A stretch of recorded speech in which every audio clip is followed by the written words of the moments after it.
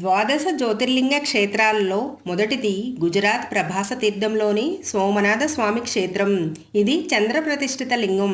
27 మంది తారామణులైన భార్యల్లో రోహిణి పట్ల ఎక్కువ ప్రేమ కురిపించిన చంద్రుడు మామ అయిన దక్ష ప్రజాపతి శాపానికి గురయ్యాడు.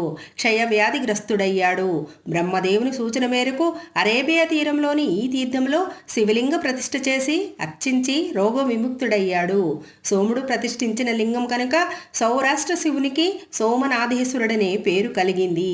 భారతదేశ మధ్యయుగ చరిత్రలో గుజరాత్ సోమనాథ దేవాలయంపై జరిగినన్ని దాడులు మరే దేవాలయంపై జరగలేదు.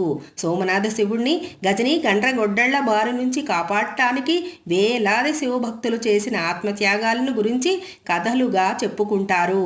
గర్భాలయంలో ప్రస్తుతం పూజలు అందుకుంటున్న శివలింగం తదనంతర కాలంలో ప్రతిష్ఠ చేసింది. ఒకనాడు కోట్ల కొద్ది ధనరాశులతో తులతూగిన నాటి సోమనాథేశ్వర లింగం దాడుల్లో పూర్తిగా ఛిద్రం కాలేదు. గర్భగుడి క్రింద ఉన్న గుహలో ఆనాటి చంద్రార్చిత శివలింగ శకలాలు ఇప్పటికీ చూడవచ్చు.